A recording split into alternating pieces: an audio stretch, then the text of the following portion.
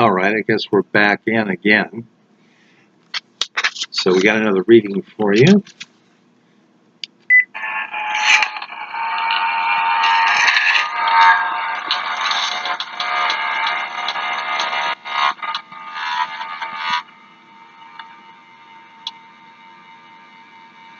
This is a reading of the story Two-Face, written and read by the author. Of course it was written by the author. Written and read by the author, Wanetta Renay. Copyrighted 2018. All rights reserved.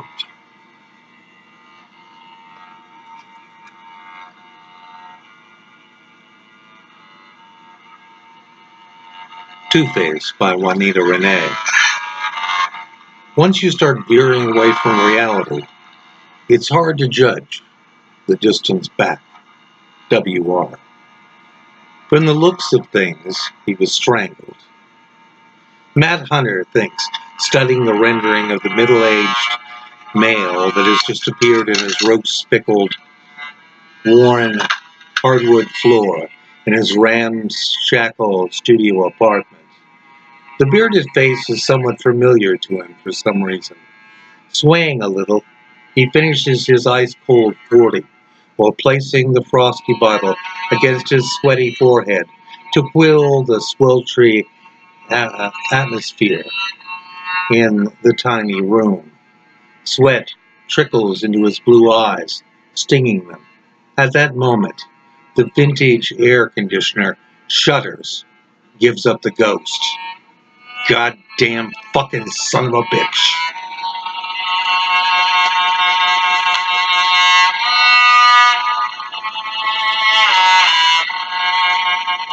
Matt totters drunkenly downstairs to find the building manager and give him a piece of his mind.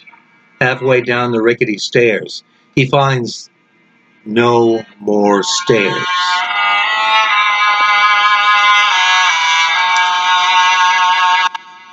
Just a yawning chasm extending down 3 flights. A sudden wicked updraft stirs the prayer flags of dried paint strips, causing them to flutter, the spider-laden cobwebs to jostle the black sewer rats. Fueled by equal parts vertigo and intoxication, the world appears to spin, the vinous-eyed rats to pirouette.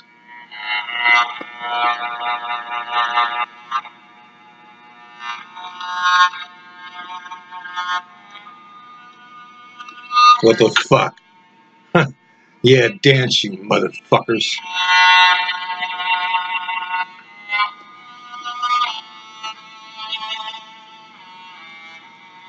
Hell, he thinks. He's a dancer, too. His entire life is a drunken buck and wing, since he started doing the cha-cha with Jim Beam at age 10, when he used to sip the leftover mixed drinks at his parents' cocktail parties, loving the spreading warmth as the pungent liquid entered his body, and how confident it made him feel. He wasn't just a wimpy white boy anymore. He was a gangster now. And now it's a fifth a day, and a case of beer, and he feels like shit about himself. And then there are these hallucinations.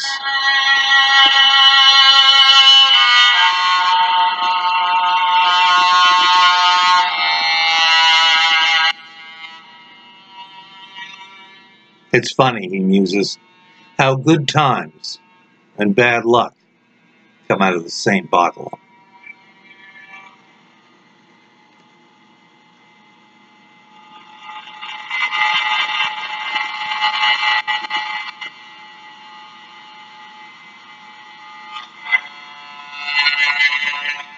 Bad luck.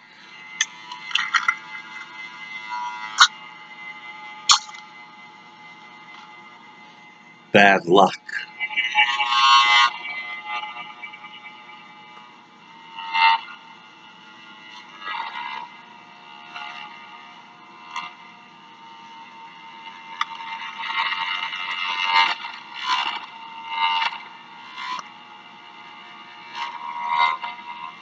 The grizzled old factory worker's leg Looks like a well-marbled piece of ground chuck as the young, grim-faced EMTs pull the amputated limb out of the rusty Eugenius industrial machine.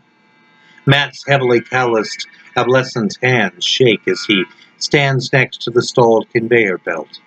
In front of him on the assembly line, hundreds of open boxes wait patiently to be sealed by he and his fellow blue-collar laborers.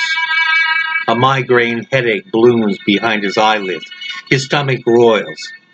He has worked here for so long that he no longer smells the black mold, asbestos dust, filtering down from the exposed yellow pine rafters.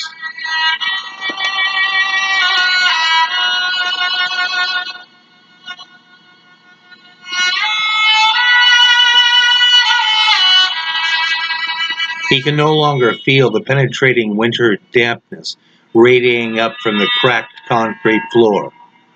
And what about that floor?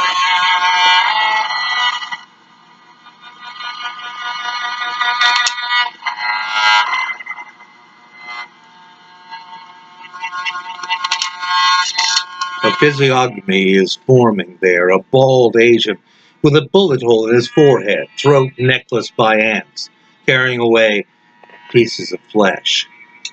Matt turns to his co-worker, Jose, to ask if he sees it too. But Jose is now a 5-foot-tall brown rat, nattily dressed in a purple zoot suit, smoking a clove cigarette in a matching diamond-studded holder. Well, that's it, Matt thinks. I got the DTs. You ever see her ex anymore? The Pachuco rodent asked him, coughing out vast clouds of smoke. The cig in the rat's mouth has become a spliff, Matt noted.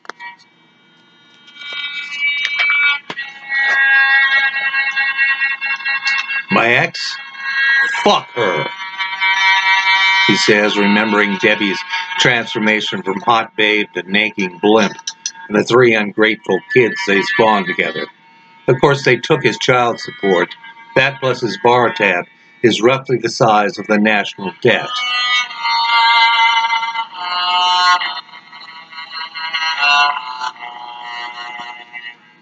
Bar tab.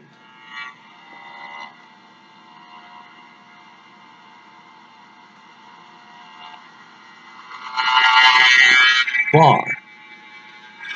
A bare-chested hipster bartender manifest hands Matt a shiny chrome 357 Colt Python. You know what to do, babe, the bartender says in a Southern California accent before he vanishes in a puff of ether. Matt realizes he is no longer in the factory. In the dust-filtered mid-afternoon sunlight leaking through the boarded-up tavern windows, Matt can see the continences forming on the scruffed, cigarette-scarred floor.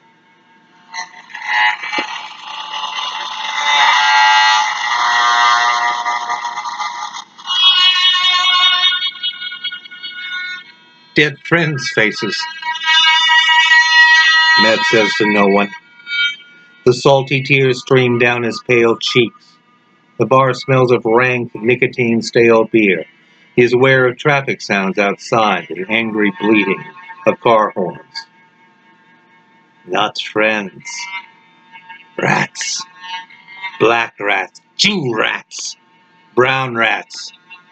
Who deserve to die.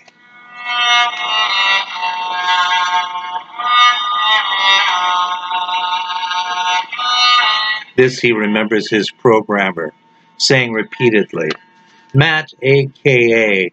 Trayvon Turner, puts the gun in his mouth and pulls the trigger.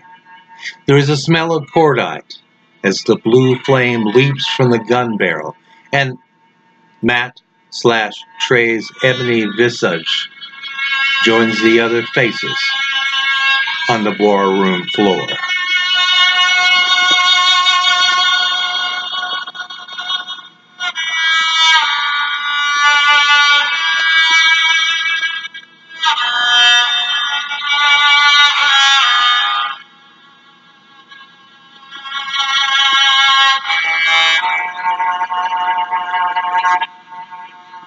And that is the end of Two-Faced, written and read by the author. Of course, it'd be written by the author, Miss Wanetta Renay. Thank you. Pleasant dreams.